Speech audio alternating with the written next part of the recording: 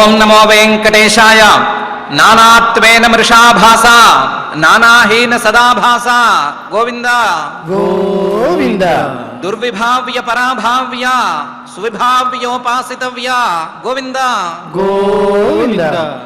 కృపాపారావారః సదయజన చూడామణిరహో శరణ్యో లోకానామవనతతరుశ్రేష్ఠ ఇతి చ తవేయం సత్కీర్తిర్భవతు నమృషా వాదజనిత కదర్యం హీనం మాం పరమ పరిపాహ్యద్యదయయా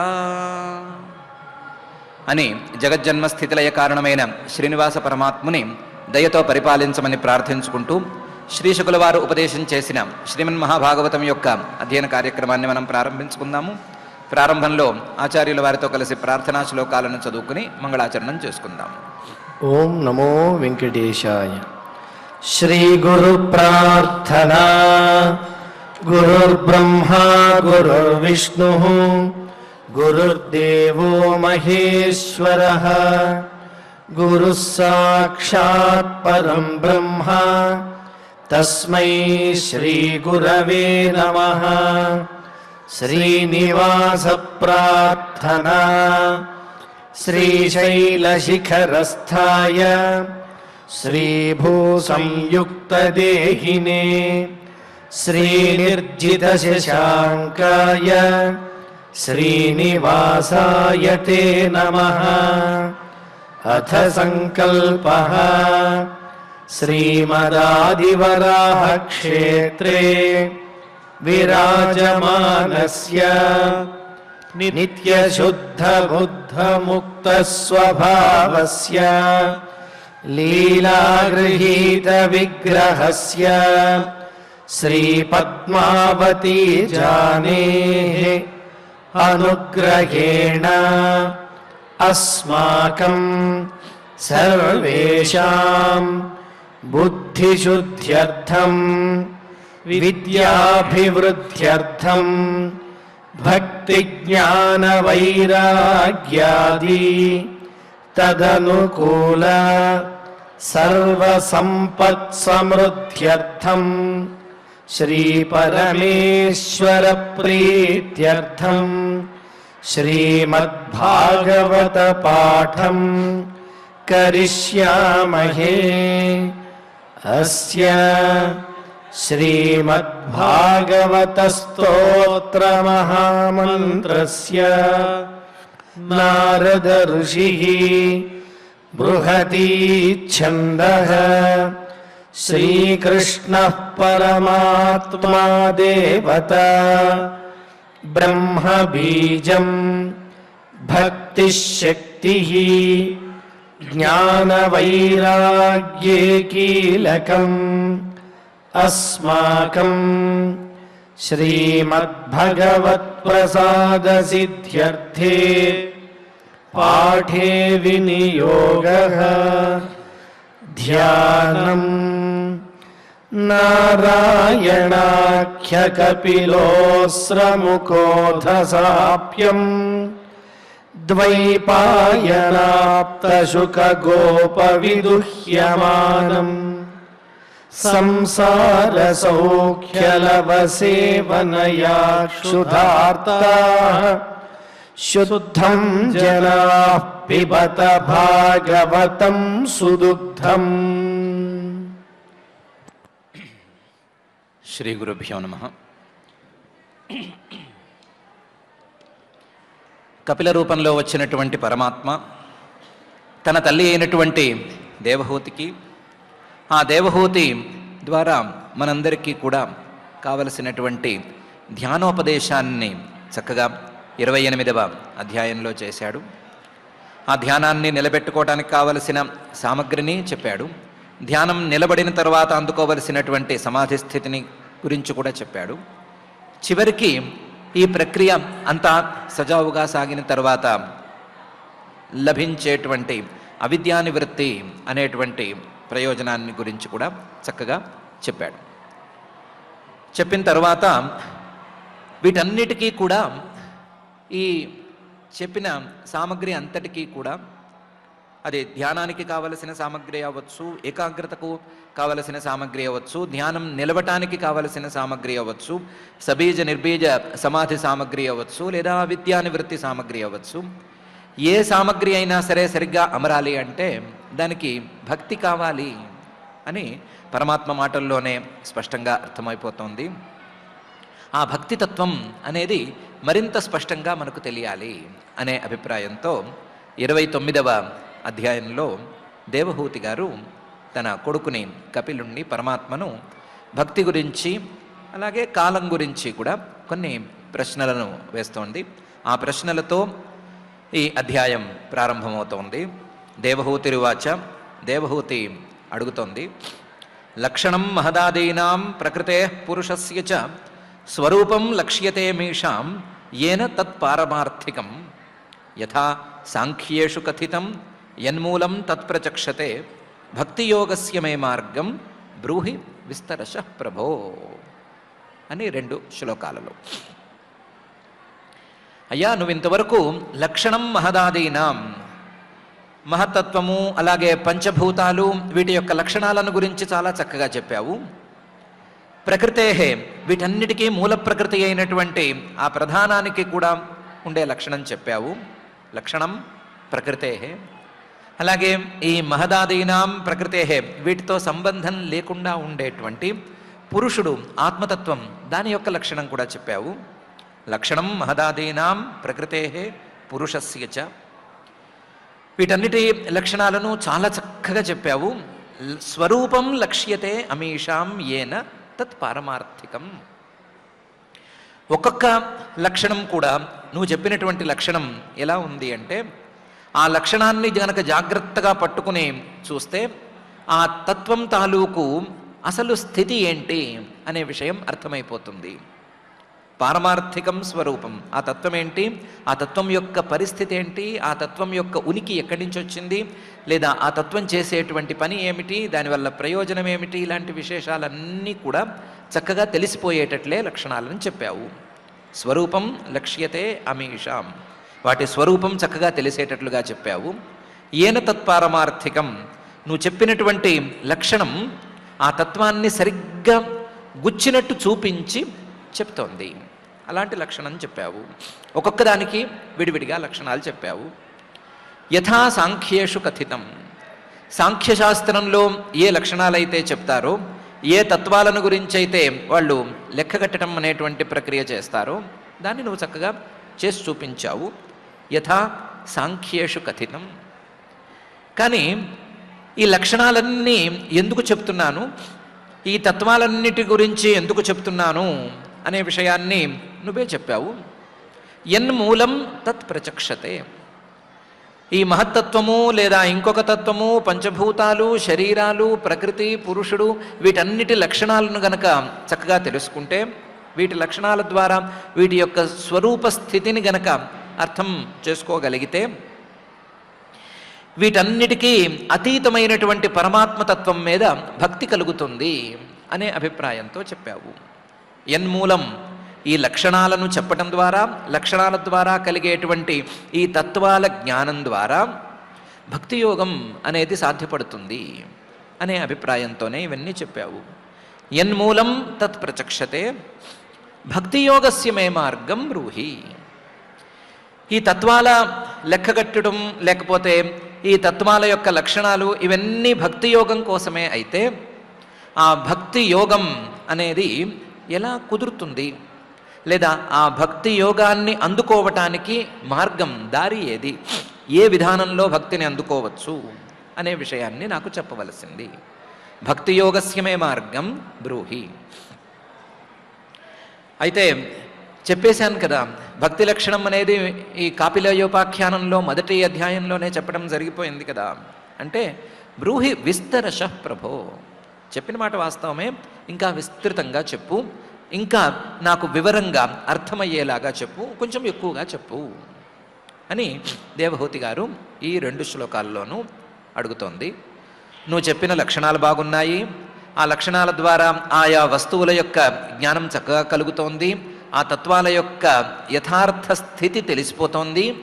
కానీ ఈ జ్ఞానానికి ప్రయోజనం ఏమిటి, అంటే ఈ తత్వాలన్నిటినీ నడిపించే తత్వాలకు ఆవల ఉండేటువంటి పరమాత్మతత్వం మీద భక్తి కలగటమే కదా.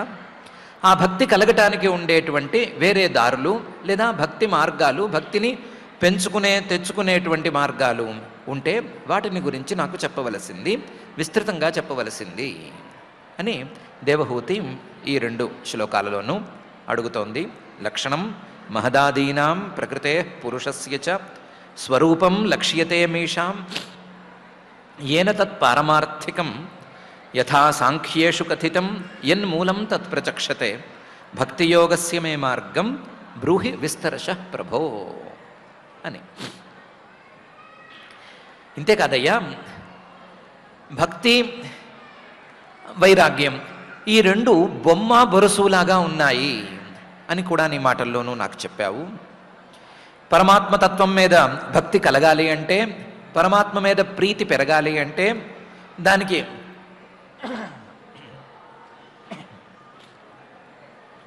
దానికి విరుద్ధంగా అలవాటైనటువంటి ఇతర విషయాల మీద ప్రీతి తొలగిపోవాలి, విషయాల మీద వైరాగ్యం కావాలి అని చెప్పావు. ఒకవైపు విషయ వైరాగ్యం ఉంటే మరొక వైపు పరమాత్మ భక్తి అనేది ఉంటుంది అని కూడా నువ్వు చెప్పావు. మరి ఈ భక్తి కుదురుకునేంత స్థాయిలో వైరాగ్యం రావాలి అంటే ఏం చేయాలి, ఏం తెలుసుకోవాలి అనేది కూడా విషయం. ఏం తెలుసుకోవాలి అంటే విరాగో ఏన పురుష భగవన్ సర్వతో భవేత్. విరాగ ఏ వస్తువు మీద, ఏ విషయం మీద ప్రీతి లేకుండా తయారవ్వటానికి ఏమేం కావాలో వాటిని గురించి కూడా నువ్వు నాకు చెప్పాలి. పురుష నేనే కాదు, ఈ మాట వినేటువంటి మానవులందరూ కూడా విరాగ విషయాల మీద రాగాన్ని, అనురాగాన్ని తగ్గించుకునే స్థాయిలో ఉండాలి అంటే, ఆ వైరాగ్యం అనేది అలవడాలి అంటే ఏం చెయ్యాలి? విరాగో ఏన పురుష భగవన్ సర్వతో భవేత్. అన్ని విషయాల నుంచి మరలి పరమాత్మ మీద నిలబడేంత స్థాయిలో వైరాగ్యం అమరాలి అంటే ఏం చేయాలి? ఆచక్ష్వ, దాన్ని నువ్వు నాకు చెప్పు. నాకు తెలిసినంత మేరకు వైరాగ్యం గనక సరిగ్గా రావాలి అంటే జీవలోకస్య వివిధ మమ సంస్కృతి. ఈ సంసారం అంటే జన్మ మరణ ప్రవాహం అనే దాని గురించి గనక సరిగ్గా తెలుసుకుంటే వైరాగ్యం అనేది కలుగుతుంది. సంస్కృతి, అసలు సంసారం అంటే ఏంటి, ఆ సంసారం ఎక్కడ మొదలైంది, ఎక్కడ దానికి అంతమనేది వస్తోంది, ఈ సంసారంలో ఎన్ని జన్మలు వెళుతున్నాయి, ఎన్ని రకాల జన్మలు వెళుతున్నాయి, ఒకదాని తర్వాత ఒక జన్మ ఎలా వస్తోంది, మధ్యలో ఏం జరుగుతోంది, జన్మకి మధ్యలో ఉండే వ్యాక్యూమ్లో ఏం జరుగుతోంది, ఇలాంటి విశేషాలను తెలుసుకుంటే వైరాగ్యం అనేది కలిగిపోతుంది అని నాకు తెలిసినంత మేరకు ఉంది. అందువల్ల జీవలోకస్య, జీవులందరికీ కూడా ఉండేటువంటి సంస్కృతి, రకరకాల జన్మలను అందుకునేటువంటి విధానాలు, వాటిని గురించి చెప్పు. జీవలోకస్య అంటే మిగతా వాళ్ళ గురించి చెప్పేవు సుమా. వివిధాః మమ సంస్కృతి, నా జన్మలు దేని తర్వాత ఏది వచ్చింది, ఇలాంటి విశేషాలన్నిటిని కూడా వైరాగ్యం కలిగే విధంగా నాకు చెప్పవలసింది అని దేవహూతి. విరాగో ఏన పురుషో భగవన్ సర్వతో భవేత్ ఆచక్ష్వ జీవలోకస్య వివిధాః మమ సంస్కృతి అని అడుగుతోంది. ఇంతేకాదయ్యా, నువ్వు చెప్పినటువంటి తత్వాల లక్షణాలన్నీ ఒక ఎత్తుగా ఉన్నాయి, నువ్వు చెప్పిన కాలస్వరూపం ఇంకొక ఎత్తులో ఉంది. నువ్వు చెప్పిన తత్వాలన్నీ ఒక దారిలో పోతున్నాయి, కాలం మాత్రం వీటన్నిటికంటే చాలా గొప్పగా ఉంది అని అనిపిస్తోంది. ఆ కాలాన్ని గురించి చెప్తున్నప్పుడు కూడా నువ్వు ఈ కాలాన్ని అవిద్యారూపంగా కొంతమంది అనుకుంటారు, పరమాత్మ స్వరూపంగా కొంతమంది అనుకుంటారు. అవిద్య పరమాత్మ రెండూ కలిస్తే వచ్చేటువంటి రూపమే కాలరూపం అని కూడా చెప్పావు.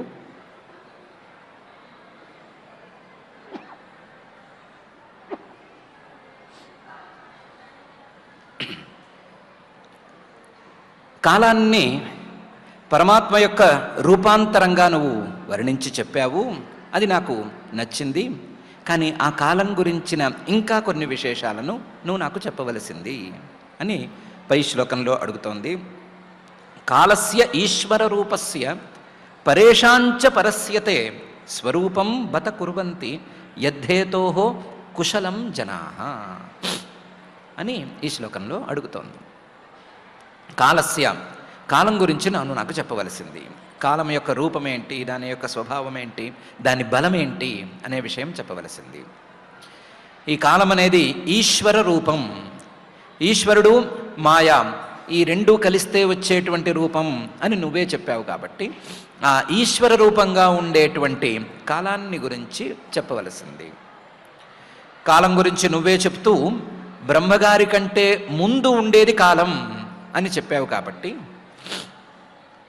పరేషాంచ పరస్య, బ్రహ్మగారితో సహా ఎంతమంది పెద్దలున్నా సరే, బ్రహ్మగారితో సహా ఎంతమంది గొప్పవాళ్ళు ఉన్నా సరే, వాళ్ళందరికంటే ఒక క్షణం ముందుండి వాళ్ళందరికంటే గొప్పగా ఈ కాలం ఉంటుంది కదా, ఆ కాలాన్ని గురించి చెప్పవలసింది. పరేషాంచ పరస్య, ఈ కాలం అనేది తే స్వరూపం, నీ యొక్క ఒక రూపం అని నువ్వే చెప్పావు కాబట్టి నీ రూపాన్ని గురించి నువ్వే నాకు చెప్పవలసింది. చెప్పవలసింది అని విశేషణాలు చెప్తున్నావు. చెప్తే ఏమిటి లాభం, ఎందుకు తెలుసుకోవాలి కాలాన్ని గురించి అని ప్రశ్న వేయొద్దు. ఈ కాలం అనేది లోకంలో కాస్తంత భయంకరంగా ఉంది. ఈ కాలం తాలూకు భయానికి కొంతమందైనా లొంగుతున్నారు, కాలానికి భయపడి కొంతమంది మంచి పనులు చేయటానికి ఉవ్విళ్ళు ఊరుతున్నారు. బత కుర్వంతి యద్ధేతోహో కుశలం జనాః. అయ్యో, మామూలుగా అయితే వీళ్ళు మాట వినరు, చెప్పినా చేయరు, కానీ ఈ కాలానికి మాత్రం కాస్తంత భయపడతారు. రాబోయే కాలం బాగుండాలి, పైన ఏం జరగబోతుందో, పైన రాబోయే కాలంలో ఇప్పుడు తప్పు చేస్తే ఏం ఫలితం అనుభవించవలసి వస్తుందో అని కాలాన్ని అడ్డం పెట్టుకుని ఆ కాలం మీద భయంతో కాస్తంత కుశలం మంచి పనులు చేయటానికి జనాలు బయలుదేరుతున్నారు లేదా మంచి పనులు చేస్తున్నారు. కాబట్టి ఎవరి మాట వినని మనుషుల్ని కూడా కాస్తంత భయపెట్టి మాట వినేటట్లు ఈ కాలం చేస్తోంది, మాట వినేటట్లు చేస్తోంది, మంచి పనులు చేసేటట్లు చేస్తోంది.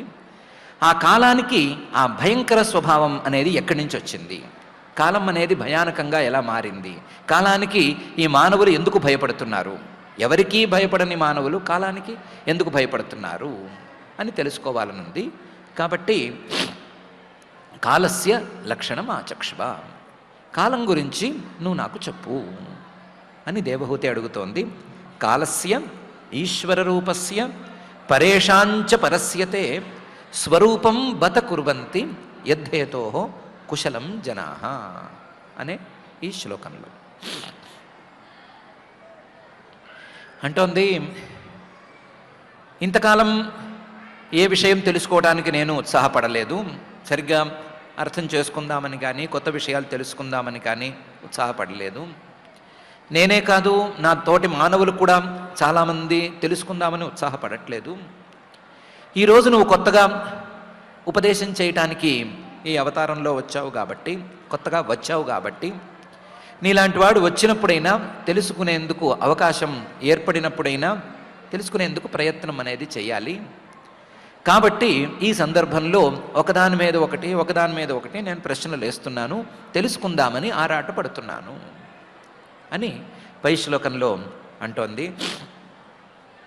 లోకస్య మిథ్యాభిమతేరచక్షుషః చిరం ప్రసుప్తస్య తమస్య నాశ్రయే శ్రాంతస్య కర్మస్వనువిద్ధయా ధియా త్వమావిరాసీః కిల యోగభాస్కరః అని. నాకే కాదు, నా తోటి మానవులందరికీ కూడా, లోకస్య ఈ లోకంలో ఉండే వాళ్ళందరికీ కూడా కొన్ని అలవాట్లున్నాయి. ఏంటంటే మిథ్యాభిమతే, వాళ్ళకి సవ్యంగా ఉండేదేది సరిగ్గా తోచదు, సరిగ్గా ఏ వస్తువుని గురించైనా తెలుసుకుందామని అనిపించదు. చివరికి వాళ్ళ శరీరం దగ్గర నుంచి అన్నీ తప్పుగానే వాళ్ళకి అర్థమవుతాయి. శరీరం నేను అనే దగ్గర నుంచి తప్పుటడుగులు వేస్తూనే వెళుతూ ఉంటారు. భ్రమలు అనేవి వీళ్ళ జీవితంలో ఒక అలవాటుగా మారిపోయింది. మిథ్యా అభిమతే, తప్పైతేనే ఒప్పుకుంటారు, ఒప్పు అయితే సందేహిస్తారు, తప్పైతే వెంటనే యాక్సెప్ట్ చేస్తారు, సరిగ్గా ఉంటే గనక దాని మీద ప్రశ్నల మీద ప్రశ్నలను కురిపిస్తూనే ఉంటారు. ఎందుకంటే వీళ్ళ యొక్క అభిప్రాయం కానీ వీళ్ళ ఒప్పుకోలు కానీ ఇవన్నీ కూడా మిథ్యాభిమతేహే, తప్పు మీదే ఉండిపోతున్నాయి. వీళ్ళు కాదు, నేను కూడా అందులోనే ఉన్నాను. మిథ్యాభిమతేహే. పోనీ వీళ్ళకేమైనా మంచి చెడు అని నిర్ణయించుకునేందుకు శక్తి సరిగ్గా ఉందా అంటే అది కూడా లేదు. అచక్షుష, ఏ జ్ఞానము సరిగ్గా పనిచేయదు. కళ్ళు ఉన్నట్టుంటాయి కానీ ఆ కళ్ళు సరిగ్గా చూసే కళ్ళేం కావు, నిజాన్నే చూసే కళ్ళు కావు. ఉన్న వస్తువును ఉన్నది ఉన్నట్లుగా ఏమీ చూడవు, రకరకాలుగా చూస్తాయి. కాబట్టి ఉన్న కళ్ళు కూడా లేనట్లే. ఏ జ్ఞాన సాధనము సరిగ్గా పనిచేయదు. అచక్షుష. చిరం ప్రసుప్తస్య తమస్యనాశ్రయే. దీనికి తోడు మేము అనుకోవటానికి చాలా మేధావులము అని అనుకుంటాం కానీ వాస్తవానికి మొద్దు నిద్రపోతూ ఉంటాము. చిరం ప్రసుప్తస్య, ఆ మొద్దు నిద్ర అనేది చాలా కాలం పాటు, అంటే లేవనట్లుగా, అసలు మెలకువ అనేది రానట్లుగా చిరం ప్రసుప్తస్య. అందులోనూ ఎలాంటి మొద్దు నిద్ర అంటే తమసి అనాశ్రయే. ఓ గుడ్డి చీకటిలో, ఏమీ కనిపించని చీకటిలో పడుకున్నవాడు పడుకున్నట్లుగా మొద్దు నిద్రపోతూ ఉంటాము. అనాశ్రయే, అసలు దాన్ని తొలగించటం కానీ దాన్ని తీసేయటం కానీ ఎవరి వల్ల కాదు అనేంత స్థాయిలో గాఢాంధకారం అనేది అలముకుంది అనే పరిస్థితిలో ఉండే అజ్ఞానంలో మొద్దు నిద్ర పోతూనే ఉంటాము. చిరం ప్రసుప్తస్య తమసి అనాశ్రయే. దీనికి తోడు ఆ చీకట్లోనే, ఆ నిద్రలోనే, ఆ మేధతోనే శ్రాంతస్య కర్మసు అనువిద్ధయా ధియా, ఏవేవో పనులు చేయాలి అని ఉవ్విళ్ళూరుతూ ఉంటాము. ఏవేవో పనులు చేయాలి అని ఆ కర్మల గురించి ఆలోచనలను క్రమంగా చేస్తూ పోతాము. కర్మసు అనువిద్ధయ, ఆ కర్మలను గురించే ఆలోచిస్తూ ధియా, ఆ బుద్ధితో నిరంతరం ఆ ఆలోచనలనే సాగిస్తూ ఆ ఉవ్విళ్ళూరటంతోనే కాలం గడిపేస్తూ శ్రాంతస్య, చివరికి అలసి కూడా పోతూ ఉంటాము. చేశామో లేదో తెలియదు, పనికొచ్చే పనులు చేశామో లేదో తెలియదు, కానీ ఆలోచనలు మాత్రం ఒకదాని వెంట ఒకటి వస్తూనే ఉంటాయి. వస్తూ చివరికి అలిసిపోయేంత వరకు వస్తాయి. అలా శ్రాంతస్య కర్మసు అనువిద్ధయా ధియా ఇబ్బంది పడుతున్నటువంటి మాలాంటి వారందరికీ కూడా త్వం ఆవిరాసి, నువ్వు ఆవిర్భవించావు. ఆవిర్భవించిన వాడివి ఎలా ఆవిర్భవించావు అంటే యోగ భాస్కర. ఇన్ని రకాల కష్టాలలో ఉండే, ఇన్ని రకాల మొద్దు నిద్రలలో లేదా వాటి వల్ల వచ్చే బాధలను అనుభవిస్తూ ఉండేటువంటి మాలాంటి వారికి, చీకట్లో ఉన్నవాడికి మెలకువ వచ్చేందుకు వీలుగా ఉండే సూర్యుడిలాగా, కళ్ళు కనిపించని వాడికి వస్తువుని కనిపింపజేసేటువంటి వెలుగులాగా, మాకు తెలియని కొత్త విషయాలను యోగం గురించి కానీ, భక్తి యోగం గురించి కానీ, కర్మయోగం గురించి కానీ, జ్ఞానయోగం గురించి కానీ తెలిపేందుకు వీలుగా ఒక ఉపదేష్టగా నువ్వు ఆవిర్భవించావు.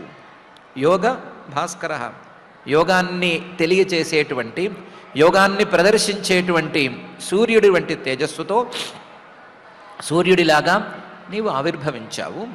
ఆవిర్భవించి చీకట్లో ఉన్న వాళ్ళకి వెలుగు వస్తే ఎలాగైతే వస్తువులు తెలుస్తాయో అలా వస్తువులు తెలిసేటట్లు చేస్తున్నావు. నీలాంటి వాడు వచ్చినప్పుడు వస్తువులు తెలిసేటట్లు చేసినప్పుడు, లేదా జ్ఞానాన్ని ఉపదేశం చేస్తానని ముందుకొచ్చినప్పుడు వినటం అనేది నా యొక్క అవకాశం కాబట్టి ఆ అవకాశాన్ని నేను వినియోగించుకుంటూ నిన్ను అడుగుతున్నాను. కాబట్టి ఈ మూడిటి గురించి నాకు చెప్పవలసింది అని ఈ శ్లోకంలో అడిగింది. లోకస్య మిథ్యాభిమతేహే అచక్షుషః చిరం ప్రసుప్తస్య తమస్యనాశ్రయే శ్రాంతస్య కర్మసు అనువిద్ధయా ధియా త్వం ఆవిరాసీః కిల యోగ భాస్కరః అనే ఈ శ్లోకంలో. ఇలా దేవహూతి గారు 3 శ్లోకాలలో ప్రశ్నలను, 4 శ్లోకాలలో ప్రశ్నలను చూపించి చివరికి ఎందుకు ఈ ప్రశ్నలు వేయవలసి వస్తోంది అనే విషయాన్ని కూడా విస్తృతంగా తన అభిప్రాయాన్ని వెల్లడించిన తర్వాత ఆ కపిలుడు ఎలా రియాక్ట్ అయ్యాడు అనే విషయాన్ని మైత్రేయ మహర్షి గారు విదురుడికి చెప్తున్నారు. మైత్రేయ ఉవాచ ఇతి మాతుర్వచః శ్లక్ష్ణం ప్రతినంద్య మహాముని ఆ బభాషే కురుశ్రేష్ఠ ప్రీతస్తాం కరుణార్దితః అని. ఇది ఈ విధంగా దేవహూతి పలికేటప్పటికీ మాతుర్వచః ఆ పలికే పలుకు ఆ మాట మాతు తల్లి అయినటువంటి దేవహూతిది అయ్యేసరికి ఆ మాట కూడా శ్లక్ష్ణం చాలా అందంగా ఉండేసరికి ప్రతినంద్య కపిలుడు చాలా సంతోషించాడు. ముందు సంతోషించి ఈ మాటకు నేను సమాధానం చెప్పవలసిందే అని నిర్ణయించుకున్నాడు. దేవహూతి మాటలో చాలా అందం ఉంది, మాటలో చాలా నిజం ఉంది, చాలా ఒద్దిక ఉంది. ప్రశ్నలు వేసి హింస పెడదాము అనేటువంటి అభిప్రాయం ఏమీ లేదు. నీలాంటి వాడు దొరికినప్పుడు తెలుసుకోవటానికి ప్రశ్నలే గతి కదా అనే అభిప్రాయమే ఉంది. ఇంతవరకు చీకట్లో మగ్గిపోతున్నటువంటి నాకు ఇలా ఉపదేశం చేసేవాడు దొరకటమే అరుదు కదా అనేటువంటి భావమే ఉంది. మాట పొందికగా ఉంది, భావం చక్కగా ఉంది. కాబట్టి ఇంత చక్కగా అడిగితే సమాధానం చెప్పి తీరాలి కదా.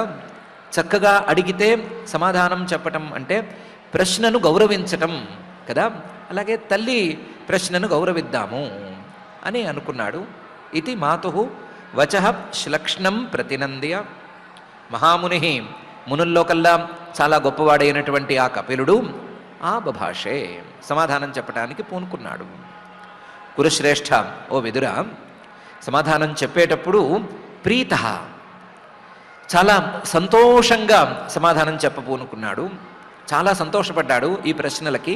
చక్కగా అడిగింది, భక్తిని గురించి అడిగింది, భక్తికి సరిగ్గా సహాయంగా పనిచేసేటువంటి వైరాగ్యం గురించి అడిగింది. వీటన్నిటికంటే ముందు చాలా ప్రబలమైనటువంటి కాలం గురించి కూడా అడిగింది అని సంతోషించాడు ప్రీత. అలాగే కరుణార్దిత, ఈవిడ తనను తాను చాలా నష్టపోతున్నాను అని బాధపడుతోంది కదా. తను ఇంతవరకు అజ్ఞానం అనే అంధకారంలో మునిగిపోయి ఉన్నాను అని బాధపడుతోంది కదా. ఎలాగైనా సరే ఆ అంధకారం నుంచి ఈవిడ్ని బయటికి తీసుకురావాలి అని కరుణార్దిత, కరుణతో కూడా ఆలోచించాడు. ఆ ఆలోచనతో ఆ బభాషే ఆవిడితో మాట్లాడడం మొదలుపెట్టాడు, ఆవిడికి సమాధానం చెప్పడం మొదలుపెట్టాడు అని. ఇది మాతుర్వచః శ్లక్ష్ణం ప్రతినంద్య మహాముని ఆ బభాషే కురుశ్రేష్ఠ ప్రీతస్తాం కరుణార్దితః అని మైత్రేయ మహర్షి గారు విదురుడికి జరిగింది చెప్తున్నారు. ఏమని చెప్తున్నాడు పరమాత్మ అంటే శ్రీ భగవానువాచ భక్తియోగో బహువిధో మార్గైర్భామిని భావ్యతే స్వభావ గుణ మార్గేణ పుంసాం భావో విభిద్యతే అని మొదలుపెట్టి చెప్తున్నాడు. ఈ తత్వాల లక్షణాలు భక్తి యోగం కోసమే. కాబట్టి ఆ భక్తి యోగాన్ని నిలబెట్టుకునేందుకు మార్గాలను గురించి చెప్పు అని అడిగావు. మంచి ప్రశ్నే, దానికి సమాధానం చెప్తాను. భక్తి యోగం అనేది బహువిధ, రకరకాలుగా ఉంది. వాస్తవానికి ఇది ఒకే విధంగా ఉండాలి, భక్తి అనేది ఒకటే పద్ధతిలో ఉండాలి. కానీ బహువిధ మార్గై భావ్యతే, దాని దారులు రకరకాలుగా కనిపిస్తున్నాయి. ఆ రకరకాలని దారులతో ఇది రకరకాలుగా అనిపిస్తోంది. భామిని ఓ తల్లి, భక్తి యోగం ఒకటే అయినప్పటికీ, ఒకటే రకంగా ఉండవలసి ఉన్నప్పటికీ ఇది రకరకాలుగా ఉంటుంది. భక్తి యోగో బహువిధో మార్గైర్భామిని భావ్యతే. ఎందుకు బహువిధం రకరకాలుగా ఉంటుంది అంటే పుంసాం స్వభావ గుణ మార్గేణ, ఆ భక్తి యోగాన్ని అనుభవించవలసిన లేదా ఆ భక్తి యోగాన్ని తెచ్చుకోవలసినటువంటి పురుషులు, మానవులు, వాళ్ళ యొక్క స్వభావాలు, ఆ స్వభావాల మీద పనిచేసేటువంటి గుణాల యొక్క ప్రభావాలు, ఇవన్నీ వేరువేరుగా ఉండటం వలన పుంసాం స్వభావ గుణ మార్గేణ, మానవుల యొక్క స్వభావాలే గుణాల ప్రభావాలతో నడుస్తూ ఉంటాయి. కాబట్టి ఆ స్వభావాలను తెచ్చిపెట్టేటువంటి గుణాలు వేరువేరుగా వెళ్ళిపోవటం వలన, వేరువేరుగా మారిపోవటం వలన ఈ భక్తి యోగం కూడా వేరువేరుగా మారిపోవలసి వస్తోంది. స్వభావ గుణ మార్గేణ పుంసాం. జాగ్రత్తగా ఆలోచిస్తే ఇదేమీ పెద్ద ఆశ్చర్యంగా అనిపించదు. పుంసాం భావ విభిద్యతే. ఏ మనిషిని చూసినా సరే మరొక మనిషితో అతని అభిప్రాయం పోలేటట్లు ఉండదు. ఒక్కొక్క మనిషి యొక్క అభిప్రాయము వేరువేరుగా ఉంటుంది, ఒక్కొక్క మనిషి యొక్క స్వభావము వేరుగా ఉంటుంది, ఆ స్వభావానికి వీలైనటువంటి గుణ ప్రభావము వేరువేరుగా ఉంటుంది. కాబట్టి ఈ మనుషులు వేరువేరుగా ఆలోచిస్తున్నంత కాలము, వాళ్ళ ఆలోచనల మీద ఆయా గుణాల ప్రభావం పడుతూ ఉన్నంత కాలము ఆ మనుషులకి లేదా ఆ పురుషులకి ఉండేటువంటి భక్తి కూడా రకరకాలుగా ఉండటంలో ఆశ్చర్యం లేదు. ఒకే రకంగా ఉండవలసినటువంటి భక్తి ఈ పురుషుల్లో రకరకాలుగా ఈ విధంగా మారుతోంది అని భక్తియోగో బహువిధో మార్గైర్భామిని భావ్యతే స్వభావ గుణమార్గేణ పుంసాం భావో విభిద్యతే అని ప్రారంభంలో పరమాత్మ మొదలు పెడుతున్నాడు. ఏ విధంగా మారుతోంది అనటానికి చిన్న ఉదాహరణగా చెప్తున్నాడు.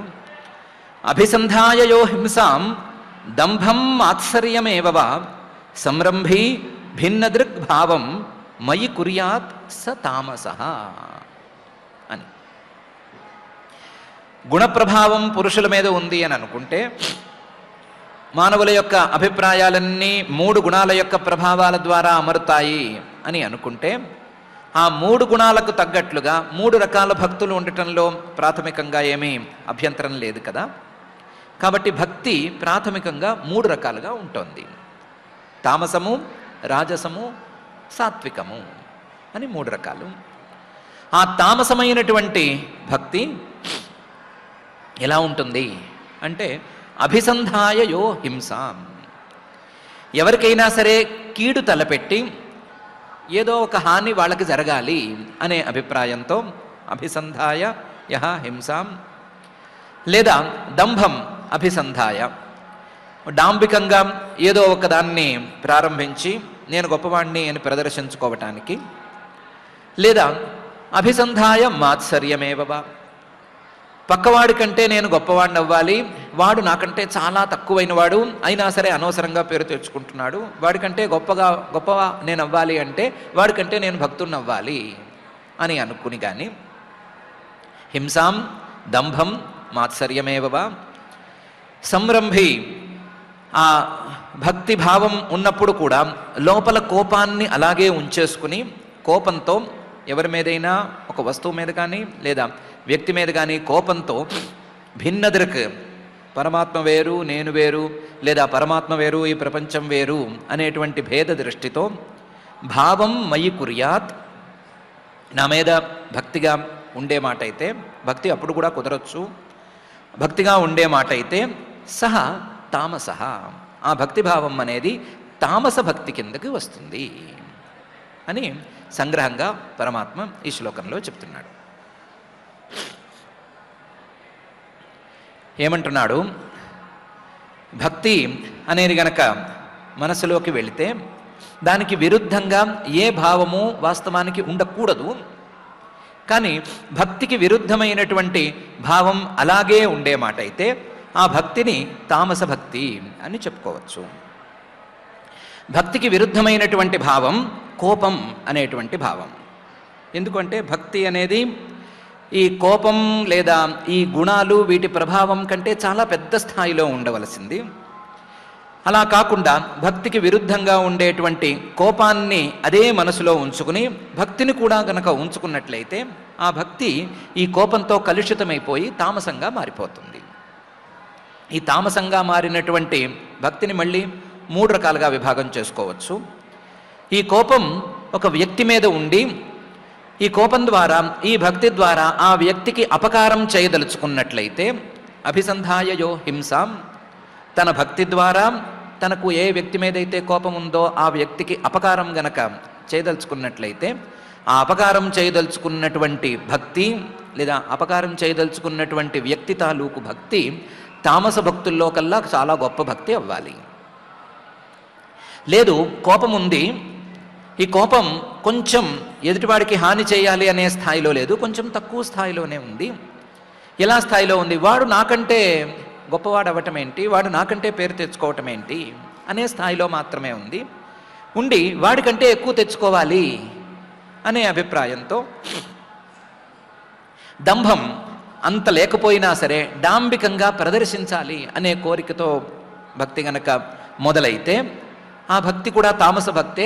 కానీ ఇందాక చెప్పుకున్న తామస భక్తి కంటే ఒక రవ్వ నయం అనే స్థాయిలో ఉంటుంది.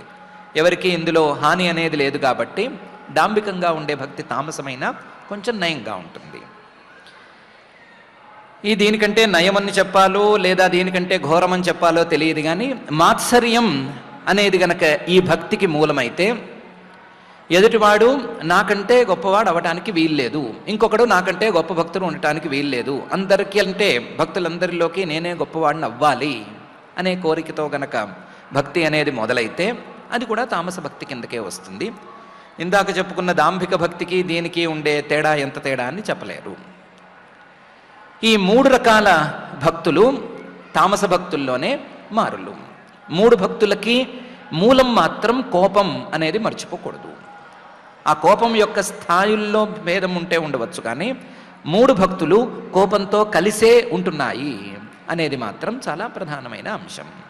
ఇలా కోపంతో కూడిన భక్తి అనేది తామస భక్తి అవుతుంది అని పరమాత్మ ఈ శ్లోకంలో అభిసంధాయ యో హింసాం దంభం మాత్సర్యమేవ వా సంరంభీ భిన్నదృగ్భావం మయి కుర్యాత్ స తామసః అని చెప్తున్నాడు.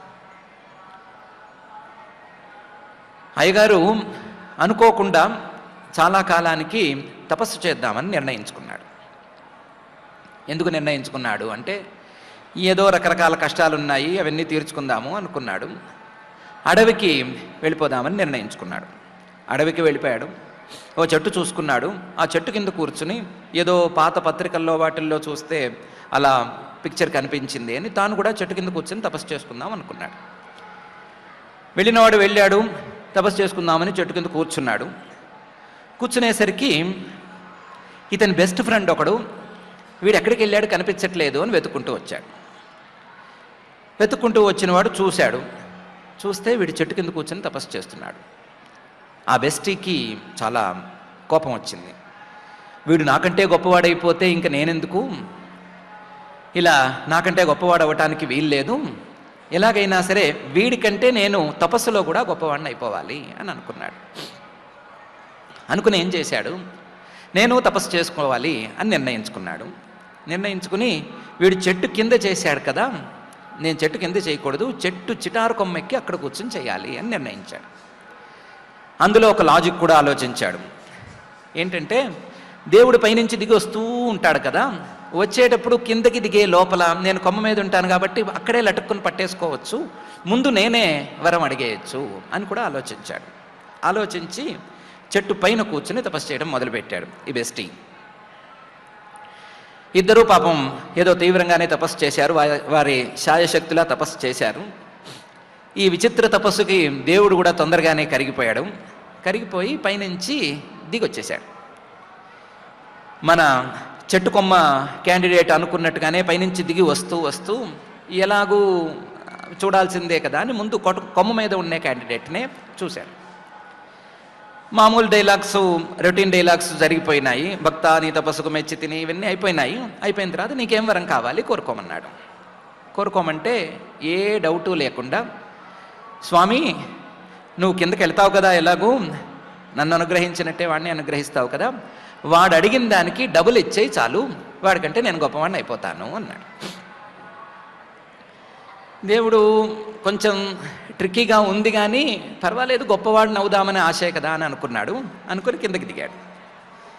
కిందకి దిగి కింద క్యాండిడేట్తో మళ్ళీ రొటీన్ డైలాగ్స్ కొట్టాడు. కొట్టిన తర్వాత వరం కోరుకోమన్నాడు. వరం కోరుకోమంటే కింద క్యాండిడేట్ అన్నాడు, అక్కడి నుంచి ఆ కొండ మీద కొండముచ్చు మొహం వేసుకుని, చివరి కొమ్మ మీద కొండముచ్చు మొహం వేసుకుని తపస్సు చేసుకుంటున్నాడు కదా, వాడికి కూడా కనిపించావు కదా, వాడేం అడిగాడో చెప్పు అని అన్నాడు. అంటే ఏమంటాడు ఆయన, నీకు ఇచ్చిన దానికి డబుల్ ఇమ్మన్నాడు, అదే కోరిక కోరాడు అన్నాడు. అంటే అనుకున్నాను ఆ వెధవ ఇలాంటి వాడే అని, నా బెస్ట్ ఫ్రెండ్ కూడా వాడు పైగాను, అందుకని నాకు ఒక కన్ను తీసేయి అన్నాడు. అదేమిరా ఒక కన్ను తీసేస్తే ఎట్లాగరా, నీకో కన్ను పోతుంది కదా అని దేవుడు అడిగాడు. అడిగితే అలా కాదు స్వామి, నీకు తెలియదు ఇవన్నీ, మాకే తెలుస్తాయి. వాడు డబుల్ అడిగాడు కదా, నాకంటే రెండింతలు అడిగాడు కదా, వాడికి 2 కళ్ళు పోతాయి. ఆ 2 కళ్ళు పోయిన తర్వాత వాడు ఏ రేగు చెట్టు కిందో ముళ్ళు గుచ్చుకుంటూ కీచులాడుకుంటూ ఉంటే ఈ ఒంటి కన్నుతో చూసి తరించేసేస్తాను. నేను చేసిన తపస్సుకు ఫలితం దక్కింది అని సంతోషించేస్తాను. కాబట్టి ఈ వరాన్ని నాకు ప్రసాదించేయవలసింది అని అన్నాడు. వాళ్ళిద్దరి వరాలు తీర్చాలా తీర్చకూడదా అని పాపం ఇప్పటికీ దేవుడు తీర్చుకోలేక ఇబ్బంది పడుతున్నాడు. ఇందులో ఇద్దరూ సమానమైన వాళ్ళే. ఆ కొమ్ము మీద కొండ ముచ్చు మాత్రం కొంచెం నయమేమో అనిపిస్తుంది. ఇతనికంటే గొప్పవాడవ్వాలి అని మాత్రమే మాత్సర్యంతో మాత్రమే ఉన్నాడు. కానీ కిందవాడు వాడికి 2 కళ్ళు పోవాలి అని మాత్రం నిర్ణయించుకున్నాడు. దానికి తోడు దానికోసం తనకి ఒక కన్ను పోయినా పర్వాలేదు అని త్యాగానికి కూడా సిద్ధపడ్డాడు. అది అభిసంధాయ హింస అనే దానికి ప్రధానమైనటువంటి చిహ్నం. ఇద్దరి మనసుల్లోనూ కోపం అనేది సహజంగానే ఉంది. పేరుకు స్నేహితులే కానీ వీళ్ళ మనసులో మైత్రి అనేది ఏ కోశానా లేదు అని తెలిసిపోతూనే ఉంది. ఇద్దరి భక్తిలోనూ పెద్దగా విలువ లేదు, దాంభికమైన భక్తి అనే సంగతి కూడా తెలిసిపోతోంది. ఫలించవచ్చు, ఫలించకపోవచ్చు, దేవుడు ప్రత్యక్షం అవ్వచ్చు, అవ్వకపోవచ్చు, కానీ భక్తి మాత్రం తామసం అనేది తేటతెల్లమవుతోంది. ఇలాంటి తామస భక్తి వల్ల ఎవరికీ లాభం ఉండదు. ఒకడికి ఒక కన్ను పోతే ఇంకోటికి 2 కళ్ళు పోవచ్చు, ఎవరికి ఏమి నష్టం జరగచ్చు అని చెప్పడం ఎవరి వల్ల కాదు. కాబట్టి ఇలాంటి తామస భక్తికి దూరంగా ఉండాలి అనే అభిప్రాయాన్ని వెల్లడిస్తూ పరమాత్మ అభిసంధాయ యోహింసాం దంభం ఆత్సర్యమేవవా సంరంభీ భిన్నదృగ్భావం మయి కుర్యాత్ స తామసః అని ఈ శ్లోకంలో తామస భక్తి గురించి వర్ణించి చెప్తున్నాడు. తామస భక్తి 3 రకాలుగా ఉంది. అది హింసాపూర్వకమైనటువంటి భక్తి, దంభ భక్తి, అలాగే మాత్సర్యపూర్వకమైన భక్తి అని 3 రకాలుగా ఉంటుంది అనేటువంటి విభాగాన్ని కూడా ఈ శ్లోకంలో చేసి చూపించాడు. ఇలా తామసమైన భక్తిని గురించి చెప్పిన తర్వాత రాజస భక్తిని చెప్పటానికి పై శ్లోకాన్ని వాడుతున్నాడు. విషయానభిసంధాయ యశ ఐశ్వర్యమేవవా అర్చాదా వర్చయేద్యోమాం పృథగ్భావస్స రాజసః అని. తామస భక్తి కంటే లేదా తామస భక్తుల కంటే రాజస భక్తులు కొంచెం నయం. కాకపోతే వాళ్ళకి కొన్ని కామన్ క్వాలిటీస్ అలాగే ఉంటాయి, మళ్ళీ తేడాలు కూడా ఉంటూనే ఉంటాయి. విషయాన్ అభిసంధాయ, ఏదో ఒక కోరిక కోరుకుని ఆ కోరిక తీరాలి అనే కోరికతో గనక భక్తి అనేది మొదలైతే అది రాజస భక్తి కిందకు వచ్చేస్తుంది. విషయాన్ అభిసంధాయ, ఆ కోరిక కోరుకోవటంలో యశః ఐశ్వర్యమేవవా, కీర్తిని కోరుకోవచ్చు. ఒక భక్తుడిగా నా పేరు చరిత్ర పుటాల్లోకి ఎక్కాలి అని అనిపించవచ్చు. ఐశ్వర్యమేవ, నాకు అందరికంటే గొప్ప ఐశ్వర్యం రావాలి అనైనా కోరిక ఉండొచ్చు. లేదా ఈ కీర్తి ఐశ్వర్యం ఈ 2 కాక ఏమైనా లాభాలు ఉంటే ఆ లాభాలు కావాలి అనే కోరికైనా ఉండొచ్చు. విషయాన్ అభిసంధాయ యశః ఐశ్వర్యమేవవా, ఈ కోరికతో భక్తి అనేది ప్రారంభమవ్వటం. ఆ భక్తితో అర్చాదౌ అర్చయేద్యో మాం, నా ఏదో ఒక అర్చావతారాన్ని సెలెక్ట్ చేసుకుని ఏదో ఒక రూపాన్ని, ప్రతిమని కానీ విగ్రహాన్ని కానీ మరొక దాన్ని కానీ సెలెక్ట్ చేసుకుని అర్చయేత్, దాన్ని పూజించటము, దాని ద్వారా ఏదో ఫలితాన్ని రాబట్టాలనుకోవటము, ఇవన్నీ గనక చేసే మాట అయితే అర్చాదౌ అర్చయేద్యో మాం. పృథగ్భావ, భేద దృష్టితోనే నేను వేరు పరమాత్మ వేరు, పరమాత్మ వేరు ఇవన్నీ వేరు, పరమాత్మానుగ్రహం ద్వారా ఇవన్నీ రావాలి అనేటువంటి భేద దృష్టితో గనక ఈ భక్తి అనేది ప్రారంభమైతే సహ రాజసః, ఆ భక్తుడు రాజస భక్తుడు అవుతాడు, వాడి యొక్క భక్తిభావం కూడా రాజసం అవుతుంది అని పరమాత్మ చెప్తున్నాడు. విషయాన్ అభిసంధాయ యశ ఐశ్వర్యమేవ వా అర్చాదా వర్చయేద్యోమాం పృథగ్భావ స రాజసః అనే ఈ శ్లోకంలో రాజస భక్తికి తామస భక్తికి ఉండేటువంటి కామన్ పాయింట్ ఏంటి అంటే ఇద్దరికీ కూడా పృథగ్భావ భేద దృష్టి అనేది అలాగే ఉంది. తామస భక్తి కూడా సంరంభి భిన్న దృక్ అని భేద దృష్టి ఉన్న భక్తే అని చెప్పుకున్నాం కదా. ఇందులో కూడా పృథగ్భావం భేద దృష్టి అనేది అలాగే ఉంది. ఇది కామన్ పాయింట్ అయితే గనక తామస భక్తికి రాజస భక్తికి ఉండే తేడా ఇంతే తేడా. ఇందులో ఎవరిని హింసించాలనేం లేదు, నాకు ఫలితం ఏంటి అని చూసుకోవటం మాత్రమే ఉంది. నాకు ఫలితం ఏంటి, అది నేను అనుకున్న కోరుకున్న ఏదైనా ఫలితం కావచ్చు, లేదా యశస్సు కీర్తి కావచ్చు, లేదా ఐశ్వర్యం కావచ్చు, ఏదైనా నాకు అందవలసింది నాకు అందాలి అనే కోరికతో ఈ భక్తి అనేది ఉంటుంది. కోరికతో భక్తి ఉంటే అది రాజస భక్తి, కోపంతో భక్తి ఉంటే అది తామస భక్తి అని ఈ రెండిటికి తేడా అని కూడా పరమాత్మ ఈ శ్లోకంలో చెప్తున్నాడు. చెప్తూ రాజస భక్తి ఇలా ఉండే మాట అయితే, సాత్విక భక్తి కర్మనిర్హారముద్దిశ్య పరస్మిన్ వా తదర్పణం యజేద్యష్టవ్యమితి వా పృథగ్భావ స సాత్విక అని సాత్విక భక్తిని గురించి చెప్తున్నాడు. సాత్విక భక్తి కూడా మిగతా వాళ్ళలాగా కొన్ని కామన్ పాయింట్స్ని కలిగి ఉంటుంది. అందులో పృథగ్భావ భేద దృష్టి అనేది సాత్విక భక్తిలో కూడా ఉంది. ఉన్నా కానీ ఈ సాత్విక భక్తి అనేది కర్మ నిర్హారం ఉద్దిశ్య, అయ్యో ఎన్ని జన్మల్లో ఎన్ని పాపాలు చేసుకున్నామో తెలియదు, ఎన్ని తప్పులు చేశామో తెలియదు, ఎన్ని తప్పులకు ఫలితాలను అనుభవిస్తున్నామో తెలియదు, ఇవన్నీ పోవాలి అంటే పరమాత్మను అందుకోవటం ఒక్కటే దారి అనే అభిప్రాయంతో గనక భక్తి ప్రారంభమైతే, నాకున్న పాపాలన్నీ పోవాలి, నాకు కష్టాలను తెచ్చిపెట్టేటువంటి పాపాలన్నీ నాకు తొలగిపోవాలి అనే అభిప్రాయంతో భక్తి ప్రారంభమయ్యే మాట అయితే కర్మనిర్హారం ఉద్దిశ్య ఆ భక్తి సాత్వికమైనటువంటి భక్తి అని చెప్పుకోవచ్చు. ఈ కర్మనిర్హారం వద్దు, పాపక్షయమో ఇంకోటో మనకొద్దు. మనకి ఇవన్నీ కాకుండా కేవలం పరస్మిన్ వా తదర్పణం, చేసే పనులన్నిటినీ కూడా పరమాత్మకు సమర్పించేసుకుందాము. మనం చేసే కర్మలన్నిటినీ లేదా పూజలన్నిటినీ కూడా పరమాత్మకు సమర్పించేసుకుందాము. సమర్పించేస్తే ఆయన అనుగ్రహం మనకు దొరుకుతుంది. ఆయన అనుగ్రహమే దొరికితే మనకి దక్కనిది ఏమీ ఉండదు అనే అభిప్రాయంతో గనక భక్తి ప్రారంభమైన ఈ భక్తిని కూడా సాత్విక భక్తి అనే చెప్పుకోవచ్చు. పరస్మిన్ వా తదర్పణం, ఏది నాకు కాదు, నేను నీకు సమర్పిస్తున్నాను, నీ అనుగ్రహం ఒక్కటే నాకు చాలు అనే అభిప్రాయంతో భక్తి ఉన్న దాన్ని సాత్విక భక్తి అనే చెప్పుకోవచ్చు. లేదు అసలు ఈశ్వరానుగ్రహం మాత్రం మనకెందుకు, యజేద్యష్టవ్యం, వాక్యం ఏమనుంది, ఈ యాగం చేయమనుంది, లేదా ఇలా స్వధర్మాచరణ చేసుకోమనుంది, లేదా ఇలా నడుచుకోమనుంది, ఆ వాక్యం చెప్పినట్టు నడుచుకుంటే సరిపోతుంది. దీనివల్ల ఏదో ఒక ఫలితం రావటమో లేదా పాపక్షయం కలగటమో పరమాత్మానుగ్రహం కలగటమో ఇవేం మనకెందుకు, మనం చేయవలసిన పని మనం చేసుకుంటే సరిపోతుంది, ఈ ఫలితం గురించి మనకు ఆలోచనే వద్దు అనే అభిప్రాయంతో గనక భక్తి ప్రారంభమైతే ఆ భక్తిని కూడా సాత్వికమైన భక్తిగా చెప్పుకోవచ్చు.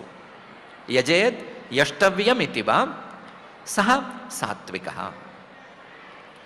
అయితే ఈ మూడు రకాలుగా ఉండేటువంటి భక్తుల్లోనూ పృథగ్భావ భేద బుద్ధి అనేది పోనే పోదు. ఎందుకు పోదు అంటే గుణం యొక్క ప్రభావం, సత్వగుణం యొక్క ప్రభావం ఇంకా ఉంది కాబట్టి భేదం అనేది పోదు. భేదం పోకుండానే ఈ భక్తి అనేది మూడు రకాలుగా ఉంటుంది అని పరమాత్మ చెప్తున్నాడు. సాత్వికమైన భక్తుల్లో కూడా మూడు స్థాయిలు ఉన్నాయని చెప్పుకోవచ్చు. మొదటి స్థాయిలో నాకు ఫలితం కావాలి అనేటువంటి భక్తి. రెండవ స్థాయిలోకి వెళ్ళేసరికి ఫలితం కాదు, నాకు పరమాత్మ అనుగ్రహం కావాలి అనేటువంటి కోరికతో ఉండే భక్తి. మూడవ స్థాయిలో ఫలితము కాదు, పరమాత్మ అనుగ్రహము కాదు, నేను చేయవలసిన పని మాత్రమే నేను చేయాలి అనే అభిప్రాయంతో కూడిన భక్తి. అని ఒకదానికంటే ఒకటి పైమెట్టుగా ఉండేటువంటి భక్తులు ఈ మూడు. కానీ ఈ మూడు కూడా సాత్విక భక్తుల కిందకే లెక్కకొస్తాయి అని చెప్తున్నాడు. కర్మ నిర్హారముద్దిశ్య పరస్మిన్వా తదర్పణం యజేద్ యష్టవ్యమితివా పృథగ్భావ స సాత్విక అనే ఈ శ్లోకంలో. కానీ ఈ భక్తుల్ని జాగ్రత్తగా చూసుకుంటే తామస భక్తి 3 రకాలు, మళ్ళీ రాజస భక్తి 3 రకాలు, సాత్విక భక్తి 3 రకాలు, మొత్తం కలిపితే 9 అయినాయి కదా. అసలు భక్తిర్నవవిధ అని శ్రవణం కీర్తనం విష్ణోహో అని శ్లోకంలో 9 రకాల భక్తులను గురించి చెప్పారు కదా. ఈ 9ంటిని ఆ 9కి కలిపితే 9 × 9 మొత్తం 81 రకాల భక్తులు వస్తాయి. ఇన్ని రకాల భక్తులు ఉన్నా సరే వీటికి విలువ మాత్రం చాలా తక్కువ. అసలు భక్తి అనేది ఎలా ఉంటుంది అంటే మద్గుణశ్రుతి మాత్రేణ మయి సర్వగుహాశయే మనోగతిరవిచ్ఛిన్న యథా గంగాంభసోంబుధౌ అనే తీరులో ఉంటుంది అని పై శ్లోకంలో పరమాత్మ చెప్తున్నాడు. గుణాల ప్రభావం లేకుండా, రజోగుణం కావచ్చు, తమోగుణం కావచ్చు, లేదా సత్వగుణమే కావచ్చు, వీటి ప్రభావం లేకుండా గనక భక్తి ప్రారంభమైతే దాన్ని నిర్గుణ భక్తి అని చెప్పుకోవచ్చు. ఆ నిర్గుణ భక్తే అసలు సిసలు భక్తి. ఈ భక్తి ఎలా ఉంటుంది అంటే మద్గుణశ్రుతి మాత్రేణ, నా గుణాలు, నేను భక్తవత్సలుణ్ణి అని కానీ, లేకపోతే సృష్టికర్తని అని కానీ, స్థితికర్తని అని కానీ, సంహారకర్తని అని కానీ, నా గురించి ఏం విన్నా సరే మద్గుణ శృతి మాత్రేణ, వినటంతోనే, వినటం ఒక్కటే చాలు అన్నంత స్థాయిలో మయి సర్వగుహాశయే మనోగతి, ప్రాణులన్నిటి యొక్క హృదయాలలో ఉండి ఆ ప్రాణులు చేసేటువంటి ప్రతి పనిని సాక్షిగా చూస్తూ ఉంటాను కదా నేను.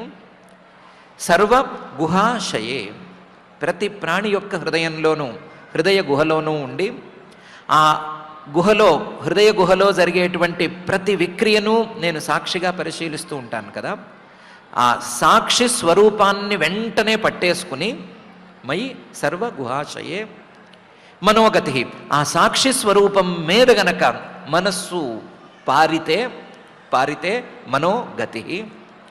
ఎలా పారాలి అంటే యథా గంగాంభస అంబుధౌ, వరద వచ్చినప్పుడు గంగానది సముద్రంలోకి పారినట్లుగా, ఏమీ అడ్డం లేదు, ఈ గంగానది సముద్రాన్ని కూడా లెక్క చేయకుండా సముద్రంలోకి పారుతూ ఉంటుంది అంటారు కదా.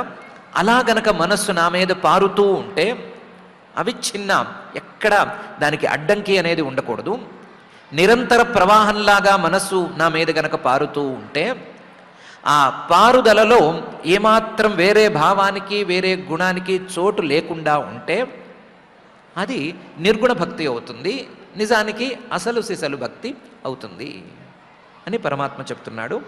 మద్గుణశ్రుతి మాత్రేణ మయి సర్వగుహాశయే మనోగతిరవిచ్ఛిన్న యథా గంగాంభ సోంబుధౌ అని. అయిపోలేదు. లక్షణం భక్తియోగస్య నిర్గుణస్య హ్యదాహృతం అహైతుకీ అవ్యవహిత యా భక్తి పురుషోత్తమే అనే ఈ శ్లోకంలో ఈ నిర్గుణ భక్తిని మరింత వివరంగా చెప్తున్నాడు. లక్షణం భక్తియోగస్య, భక్తియోగానికి లక్షణం అడిగావు కదా. భక్తియోగం అంటే అసలు సిసలు భక్తి యోగం. అసలు సిసలు భక్తి నిర్గుణ భక్తి మాత్రమే, గుణాల తాలూకు ప్రభావం లేనటువంటి భక్తే భక్తి. అలాంటి గుణాల తాలూకు ప్రభావం లేనటువంటి భక్తి లక్షణం ఇది. ఏది అంటే పరమాత్మ మీద మనస్సు తాలూకు ప్రవాహం నిరంతరం పారుతూ ఉండటం. ఆ పారేటప్పుడు అహైతుకి, ఏ ఫలితం మీద ఆసక్తి ఉండకపోవటం, అవ్యవహిత, ఏమాత్రం భేద దృష్టి లేకపోవటం. సాత్విక భక్తిలోనూ, రాజస భక్తిలోనూ, తామస భక్తిలోనూ భేద దృష్టి అనేది ఉంది అనుకున్నాం కదా. పరమాత్మ వేరు, ప్రపంచం వేరు, పరమాత్మ వేరు, నేను వేరు, ఇలాంటి భేద దృష్టిలు ఉన్నాయనుకున్నాం కదా. ఆ భేద దృష్టి లేకుండా ఉండటం అనేది నిర్గుణ భక్తి యొక్క లక్షణం. అహైతుకి అవ్యవహిత యా భక్తి పురుషోత్తమే. పురుషులలో కల్లా ఉత్తముడైనటువంటి ఆ పరమాత్మ మీద ఉండేటువంటి భక్తి, ఆ భక్తి కూడా ఏదో పేరుకు భక్తి కాదు, మనస్సు నిరంతర ప్రవాహంగా ఆయన మీదే పారుతూ ఉండటం అనే స్థాయిలో ఉండేటువంటి భక్తి, దాన్ని నిర్గుణ భక్తి అని చెప్పుకోవాలి అని ఈ 2 శ్లోకాలలోనూ కలిపి పరమాత్మ చెప్తున్నాడు. లక్షణం భక్తియోగస్య నిర్గుణస్య హి ఉదాహృతం అహైతుకీ అవ్యవహిత యా భక్తి పురుషోత్తమే అనే ఈ శ్లోకంతోనూ. అదెలా కుదురుతుంది? భక్తి అంటేనే దానికి ఓ ఫలితం ఉండాలి, ఏం చేసినా ఫలితం ఉండాలి అనుకునే వాళ్ళకి భక్తి అనేది ఉండాలి అంటే ఫలితం లేకుండా ఎలా ఉంటుంది అని అంటే, అసలు సిసలు భక్తులు ఇలాంటి ఫలితాల మీద ఆశలను ఉంచుకోరు. ఇలాంటి ఫలితాలు కాదు, ఎందుకంటే పై స్థాయి ఫలితాలను గురించి కూడా వాళ్ళు ఆలోచించరు అని సాలోక్య సారష్టి సామీప్య సారూప్యైకత్వమప్యుత దీయమానం నగృహంతి వినా మత్సేవనం జనాః అనే శ్లోకంలో పరమాత్మ చెప్తున్నాడు. జనాః అసలు సిసలు భక్తులు ఉన్నారు కదా, వాళ్ళు కేవలం మత్సేవనం, నా సేవను మాత్రమే కోరుకుంటారు. పరమాత్మ మీద మనస్సు నిలబడాలి అని మాత్రమే కోరుకుంటారు, ఆ ప్రయత్నంతో మాత్రమే ఉంటారు. దానికి ఫలితం ఏంటి అని ఆలోచించరు సరికదా. ఒకవేళ నేనే దిగి వచ్చి నీకు రకరకాల ఫలితాలు ఇస్తాను అన్నా సరే వాళ్ళు లెక్క చేయరు. అందులో నేనే వాళ్ళ ముందు దిగి సాలోక్యం, నాతో పాటు నా లోకంలో నిన్ను నివాసం ఉండేటట్లుగా చేస్తాను, నా లోకంలో నాతో పాటు నువ్వు నివాసం ఉందిగానివి అని చెప్పినా లెక్క చేయరు. సాలోక్యం దాన్ని లెక్క చేయరు. పోనీ సారష్టి, నాతో పాటు సమానంగా నిన్ను కూడా ఈశ్వరుణ్ణి చేస్తాను, నాతో పాటు సమానంగా నువ్వు ఐశ్వర్యాలను అనుభవిద్దుగానివి, బ్రహ్మలోకంలోనూ లేదా వైకుంఠంలోనూ ఎక్కడ పడితే అక్కడ నీకు కావలసినంత ఐశ్వర్యాన్ని నేను ప్రసాదిస్తాను రా అంటే వాళ్ళు లెక్క చేయరు. సారష్టి దీన్ని లెక్క చేయరు. పోనీ నువ్వు నా దగ్గరికి రావటానికే కదా ఇంత ప్రయత్నం చేస్తున్నావు, కాబట్టి సామీప్యం, నాకు దగ్గరగా ఉండేటట్లుగా నేను నిన్ను అనుగ్రహిస్తాను, నా లోకానికి రా లేదా నాతో రా, నేను ఎక్కడుంటే అక్కడ ఉంది కానివి అంటే అది కూడా అక్కర్లేదు. సామీప్యం అనేది నాకెందుకు, నువ్వు నా దగ్గరే ఉన్నావు కదా, నువ్వు నా దగ్గర ఉన్నావనే భావంతోనే కదా నేనున్నాను అని సమాధానం చెప్తాడు. కానీ ఆ సామీప్యం అనే దాన్ని కొత్తగా ఒప్పుకోడు, సామీప్యం దాన్ని తోసేస్తాడు. అలా కాదు, ఒక పని చేద్దాము, సారూప్యం, నాలాగా నిన్ను మార్చేస్తాను, నా బ్యూటీషియన్ దగ్గరికి నిన్ను తీసుకెళ్తాను, నీకు 4 చేతులు పెట్టేస్తుంది, శంఖచక్ర గదా పద్మాలు పెట్టేస్తుంది, ఐబ్రోస్ ఇవన్నీ కూడా చక్కగా డిజైన్ చేసి పెడుతుంది, నాలా నిన్ను తయారు చేస్తాను, మొత్తం చూసేవాళ్ళకి ఏ తేడా కనిపించనంతగా నిన్ను మార్చేస్తాను, సారూప్యం అనే దాన్ని తెస్తాను అంటే అది కూడా అక్కర్లేదు అని అంటారు. నీతో నాకు సారూప్యం ఎందుకు, నా పనేదో నేను చేసుకుంటూ ఉండగా, నా భక్తి మార్గంలో నేను ఉండగా, నీ సేవ నేను చేసుకుంటూ ఉండగా నీ సారూప్యం నాకెందుకు అని అంటారు. సారూప్యాన్ని కూడా పక్క తోసేస్తారు. అలా కాదు, నిన్ను నాలో కలిపేసుకుంటాను అని అంటే, ఏకత్వం అనేది అంటే నాకు భేద దృష్టి ఉంటే కదా, నువ్వు వేరు నేను వేరు అనే భేదం ఉంటే, ఆ భేద దృష్టి ఉంటే నువ్వు కొత్తగా నన్ను నీలో కలుపుకోవాలి, నాకు ఈ భేద దృష్టే లేదు అని సమాధానం చెప్పి దాన్ని కూడా పక్కకి తోసేస్తారు. ఏకత్వమపి, నన్ను నీలో కలిపేసుకోవటం అనేది కూడా నాకేమీ అక్కర్లేదు, అదేమి నాకు కొత్తగా రావాల్సింది కాదు అని తోసేస్తారు. సాలోక్య సార్ష్టి సామీప్య సారూప్య ఏకత్వం అపి ఉత దీయమానం, నేనే దిగి వచ్చి ఇస్తున్నా సరే నగృహంతి తీసుకోరు. ఎందుకు అంటే వినా మత్సేవనం, వాళ్ళకి కావాల్సింది కేవలం నన్ను కొలవటం లేదా నన్ను సేవించుకోవటం, నన్ను పూజించుకోవటం మాత్రమే. ఆ వినా మత్సేవనం, దానికంటే వేరుగా ఏమున్నా సరే వాళ్ళు దాన్ని కోరుకోరు. నగృహంతి, ఇచ్చినా పుచ్చుకోరు జనాహ అని పరమాత్మ. అలాంటి భక్తి అనేది సాధ్యమే, కొందరిలోనైనా అది ఉంటుంది అని చెప్తున్నాడు. సాలోక్య సార్ష్టి సామీప్య సారూప్యైకత్వమప్యుత దీయమానం నగృహంతి వినా మత్సేవనం జనాః అనే ఈ శ్లోకంలో. ఇన్ని 81 ప్లస్ 1 మొత్తం 82 రకాల భక్తుల గురించి ప్రస్తావన చేశాను కదా. ఈ ప్రస్తావనలో నిజానికి చెప్పదలుచుకుంది చివరి భక్తి గురించి మాత్రమే. స ఏవ భక్తి యోగాఖ్య ఆత్యంతిక ఉదాహృత ఏనాతివ్రజ్య త్రిగుణం మద్భావాయ ఉపపద్యతే అని అసలు సిసలు భక్తి యోగం ఇదే అని ఈ శ్లోకంలో చెప్తున్నాడు. స ఏవ భక్తి యోగాఖ్య, ఏ ఫలితం మీద ఆశ లేకుండా కేవలం పరమాత్మ మీద భక్తిని, పరమాత్మ మీద నిరంతర మనస్సంచారాన్ని మాత్రమే ఉంచుకునేటువంటి భక్తి అసలు సిసలు భక్తి. స ఏవ భక్తి యోగాఖ్య ఆత్యంతిక, ఎన్ని భక్తి యోగాలు వచ్చినా, ఎన్ని రకాల భక్తులు ఉన్నాయనుకున్నా సరే వాటన్నిటికీ చివరన ఉండేటువంటి భక్తి ఇది ఆత్యంతిక భక్తి అనే దాన్ని తీసుకుంటే చివరి స్థాయి భక్తి ఇది ఆత్యంతిక ఉదాహృత. వాస్తవానికి ఈ భక్తి ఒక్కటే సరి అయిన భక్తి అని కూడా చెప్పుకోవాలి. ఈ భక్తి ద్వారానే మానవులు నిష్కృతిని పొందగలరు అని చెప్పుకోవాలి. ఎందుకంటే ఏన అతివ్రజ్య త్రిగుణం మద్భావాయ ఉపపద్యతే. సాత్విక భక్తులు కావచ్చు, రాజస భక్తులు కావచ్చు, తామస భక్తులు కావచ్చు, వాళ్ళు ఎంత భక్తిగా ఉన్నా సరే ఇంకా వాళ్ళ మీద గుణాల ప్రభావం అనేది అలాగే ఉంది కదా. గుణాలు ఇంకా కూడా వాళ్ళ మీద ప్రభావాన్ని చూపిస్తూనే ఉన్నాయి కదా. చూపిస్తూనే ఉన్నప్పుడు ఆ గుణాల నుంచి తప్పించుకోవటం అనేది వాళ్ళ వల్ల కాదు. అదే ఈ నిర్గుణ భక్తిని సాధించినటువంటి వారికి మాత్రం అతివ్రజ్య త్రిగుణం, గుణాల ప్రభావాలను దాటటం అనేది సాధ్యపడుతుంది. గుణాల ప్రభావాన్ని దాటటం అంటే ఈ సంసారం అనేటువంటి కష్టాన్ని దాటటం అనేది వీళ్ళకి సాధ్యపడుతుంది.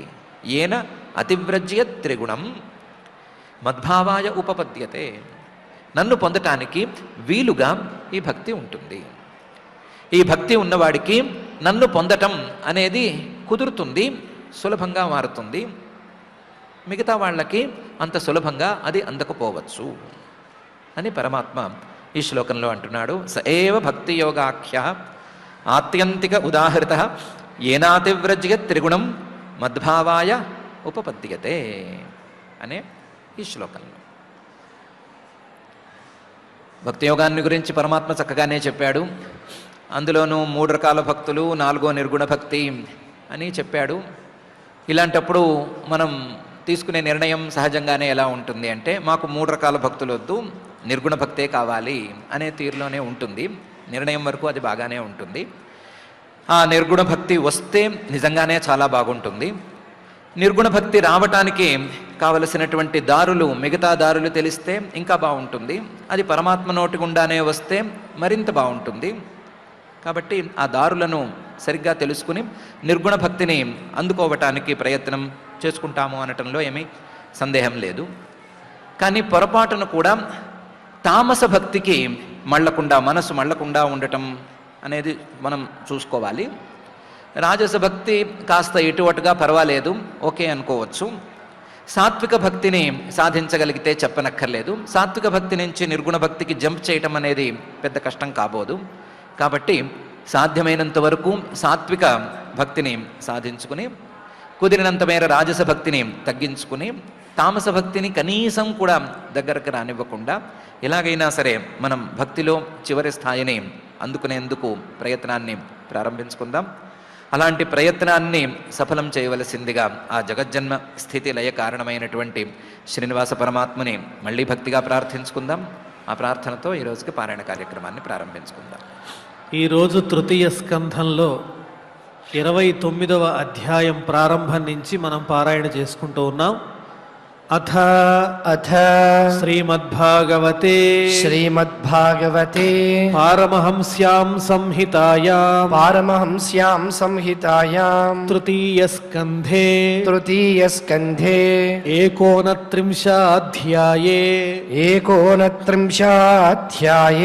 శ్లోకాః దేవహూతిరువాచ లక్షణం మహదాదీనా లక్షణం మహదాదీనాం ప్రకృతేః పురుషస్య చ ప్రకృతేః పురుషస్య చ స్వరూపం లక్ష్యతే మీషాం స్వరూపం లక్ష్యతే మీషాం येन तत्पारमार्थिकम् येन तत्पारमार्थिकम् यथा साङ्ख्येषु कथितम् यथा साङ्ख्येषु कथितम् यन्मूलं तत्प्रचक्षते यन्मूलं तत्प्रचक्षते भक्तियोगस्य मे मार्गम् भक्तियोगस्य मे मार्गम् ब्रूहि विस्तरशः प्रभो ब्रूहि विस्तरशः प्रभो विरागो येन पुरुषो विरागो येन पुरुषो भगवन् सर्वतो भवेत् भगवन् सर्वतो भवेत् आचक्ष्वजीवलोकस्य आचक्ष्वजीवलोकस्य विविधा मम संसृतिः विविधा मम संसृतिः कालस्येश्वररूपस्य कालस्येश्वररूपस्य परेषाञ्च परस्यते परेषाञ्च परस्यते स्वरूपं बत कुर्वन्ति स्वरूपं बत कुर्वन्ति यद्धेतोः कुशलं जनाः यद्धेतोः कुशलं जनाः लोकस्य मिथ्याभिमतेरचक्षुषः लोकस्य मिथ्याभिमतेरचक्षुषः चिरं प्रसुप्तस्य तमस्य नाश्रये चिरं प्रसुप्तस्य तमस्य नाश्रये श्रान्तस्य कर्मस्वनुविद्धया धिया श्रान्तस्य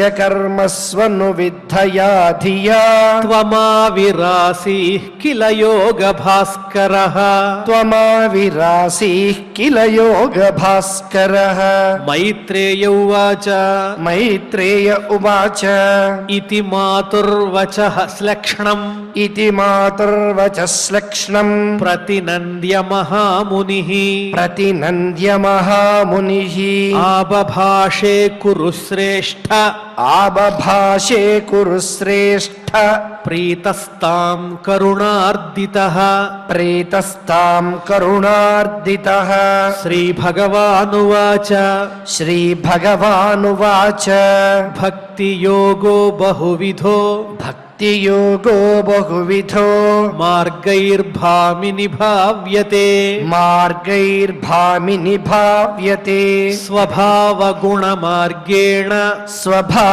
स्वभावगुणमार्गेण पुंसां भावो विभिद्यते पुंसां भावो विभिद्यते अभिसन्धाय यो हिंसाम् अभिसन्धाय यो हिंसाम् दम्भं मात्सर्यमेव वा दम्भं मात्सर्यमेव वा संरम्भी भिन्न दृग्भावम् संरम्भी भिन्न दृग्भावम् मयि कुर्यात् स तामसः मयि कुर्यात् स तामसः विषयानभिसन्धाय विषयानभिसन्धाय यश ऐश्वर्यमेव वा यश ऐश्वर्यमेव वा अर्चादावर्चयेद्यो माम् अर्चादावर्चयेद्वो माम् पृथग्भावः स राजसः पृथग्भावः स राजसः कर्म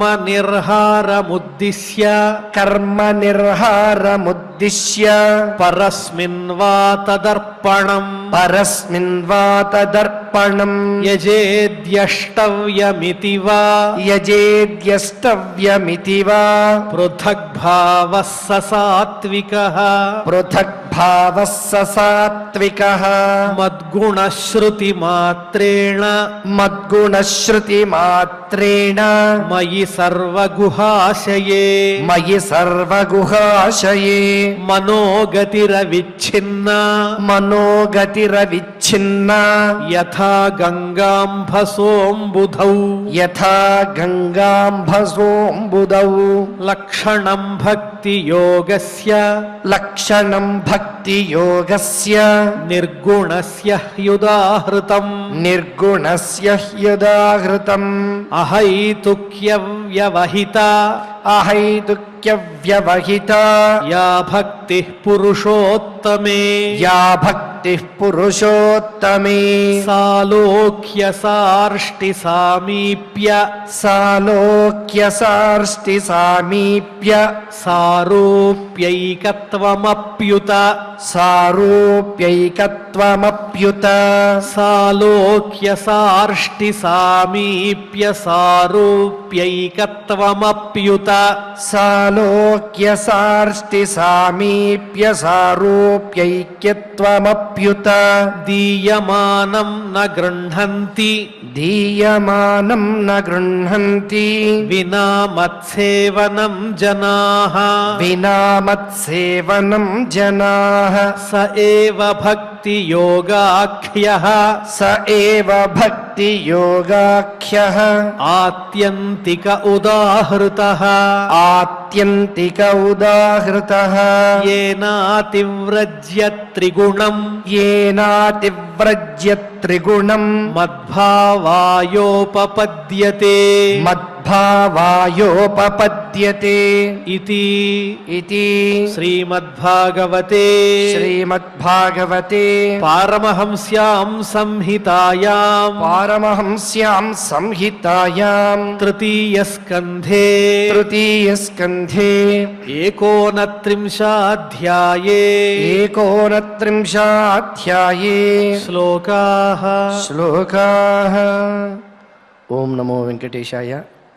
మనుసుత మద్గుణశ్రవణ మాత్ర లభించిన ఎట్టి భక్తి చే అనఘుడ సర్వశోభన గుణాశ్రయుడన్ పరమేశ్వరుండనై తనరిన నన్ను చెందిన ఉదాత్త మనోగతుల వ్యయంబులైవన నిధిగామి అయిన సురవాహిని బోలే ఫలించు నిమూలన్ అని భక్తి వైభవాన్ని గురించి, అటువంటి భక్తిని అందుకోవడానికి మనం చేయవలసినటువంటి కర్తవ్యాన్ని గురించి ఈనాడు శ్రీమద్ భాగవత అమృత రసాస్వాదంలో భాగంగా ఆచార్యముఖంగా మనందరము కూడా భక్తి సముద్రంలో మునిగి తేలాం.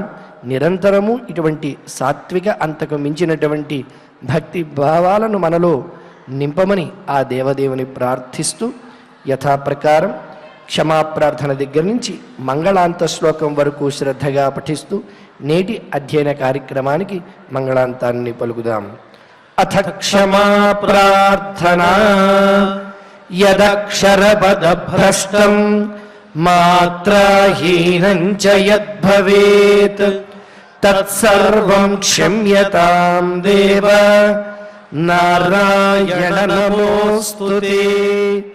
అథ భగవత్సమర్పణం కాయేన వాచా మనసేంద్రియైర్వా బుద్ధ్యాత్మనా వా ప్రకృతే స్వభావాత్ కరోమి యద్యత్ సకలం పరస్మై నారాయణాయేతి సమర్పయామి. అథ లోకక్షేమ ప్రార్థనా సర్వే భవంతు సుఖినః సర్వే సంతు నిరామయాః సర్వే భద్రాణి పశ్యంతు మా కశ్చిత్ దుఃఖభాగ్ భవేత్. అథ మంగళం శ్రియః కాంతాయ కళ్యాణ నిధయే నిధయేత్థినాం శ్రీవేంకట నివాసాయ శ్రీనివాసాయ మంగళం.